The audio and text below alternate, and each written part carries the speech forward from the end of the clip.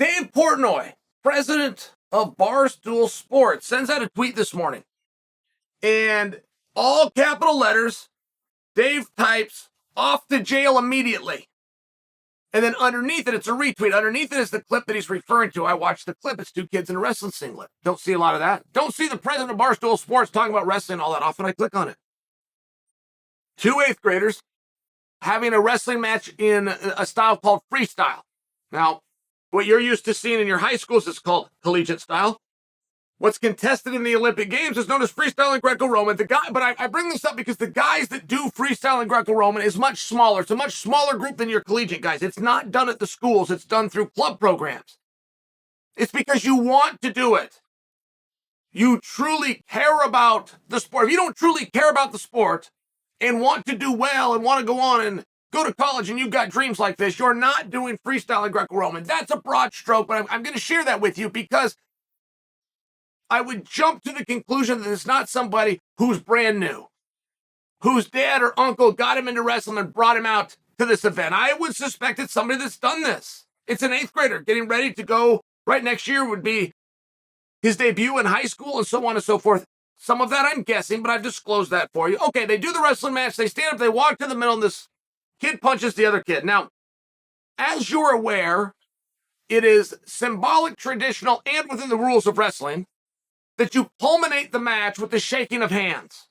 The dispute is settled here. You shake hands, you walk away. It is never to be discussed again. There is to be no animosity.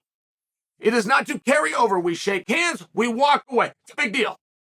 It's possibly the greatest part of all of wrestling, is to teach a young person that you can go to battle, but when it ends, and we part ways. Okay. They go in to shake hands. Boom, this young man hits the other guy. Now, there was a lot to it. And most of you have no idea how hard you can hit. You would assume in your head that you're devastating. You punch somebody, you would hurt them really bad, but you don't know. You not only haven't tested that on an opponent, you haven't hit so much as a heavy bag. It's all in your head. Your power and your ability to connect and the damage that you can do is in your mind. Very few people, well less than 1/10 of the population, will actually test that theory. This young man tested that theory. My goodness, he hit hard. He hit him really, really hard.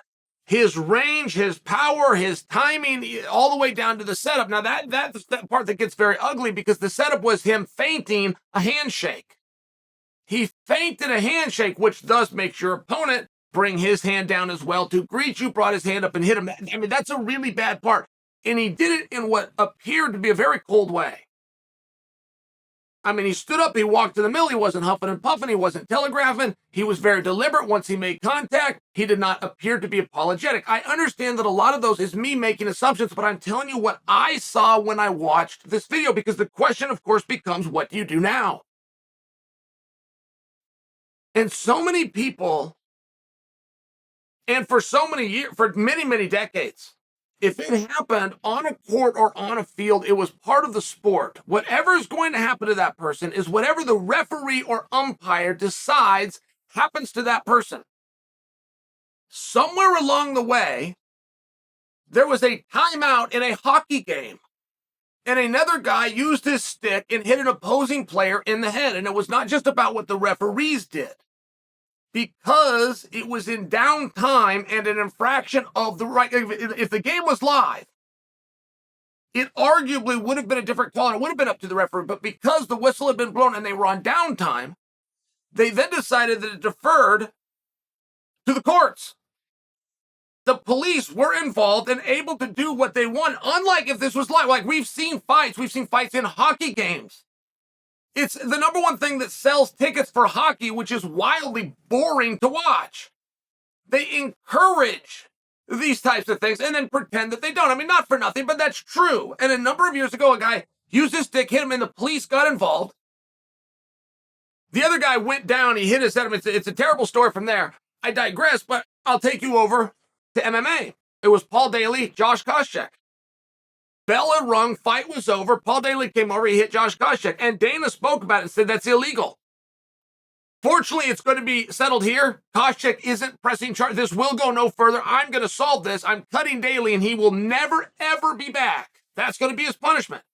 But Dana, as he was speaking about this, said if the authorities wanted to come in and handcuff him, they have the legal right to do that, illustrating that the sporting event had come to an end. And I only bring that to you because that wasn't the way it used to be. You used to be able to clear the benches and go do damage. You used to be able to have these brawls, and we would just chalk it up to, oh, boys will be boys. Horseplay, we used to chalk it up to that. It finally got tested. And now here we are in a situation where it was after time. You have in a wrestling match what's called good time and what's called bad time. This was after. Now you have two minors here. I don't suggest for you that there's going to be handcuffs involved. And I've seen a number of people throw punches in a wrestling match and or after a wrestling match angry. I've been on both sides of that personally. This was a unique punch. This kid turns out to hit really hard. That's just the reality. Crumbling and the other kid going down and staying there and whatever effects and psychological. I mean, I'm just sharing for you. It's a little bit of a different scenario. This wasn't one where he hit him, the other kid turns and goes, hey, what are you doing? And the coaches get involved, you pull them apart. And it wasn't like that. So should it be treated different? Should it be treated different just because this kid is a hard hitter? And what do you do? And so many people, I mean, even Dave Portner is saying off to jail. So many people are saying that he will have a lifetime ban in wrestling. But is that the way that you want to handle it? Tough situation. I'm not sharing an opinion with you. This is a big deal. I'm not undermining it. It's a big deal. But it's also why wrestling exists. When you have these young people with this type of energy, the last thing that you want to do is let them be roaming around town.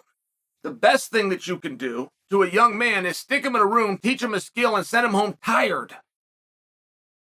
I don't know that taking him out of this sport is the right thing. And I don't know what they're going to do. I know wrestling faster than anybody will cave to whatever pressure is put on it. If there is a push to ban this kid from wrestling and take his federation card away, believe me, wrestling is the kind of sport that will cower. Instead of sticking up and saying, whoa, this is a troublemaker, and the hardest thing that I can do is wrestling practice. There used to be judges within Multnomah County in Oregon, you can look this up, that would sentence people to wrestling practice.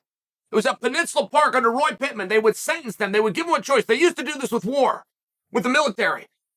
You're going to go to jail or you can enroll. And this was during Vietnam, and people would enlist and they'd go off to war instead of going to jail. We had a judge that did that with wrestling practice. Instead of putting the kid in jail, he sentenced him. Monday, Wednesday, Friday at 5:30, you're going to report to Peninsula Wrestling Club. You can do what Roy Pittman says. I'm just suggesting for you. I'm not sure if you have a troublemaker that taking him out of the world's hardest sport is your answer. But I will assure you, the world's hardest sport is ran by wimps that will cower quickly. It's the first time that they've got a little bit of attention, and believe me, instead of knowing how to use that, I just got off of TMZ, is where I just got done doing TMZ. Dave Portnoy, for the first time in his life, the president of Barstool, has discussed wrestling. Instead of wrestling, knowing how to use that, getting good vibes from it and turn into something positive, trust me, if the quickest way out is to cower and ban that kid for life, it's what they'll do. But is it the right thing to do? Because it sure seems like the easy way out to me.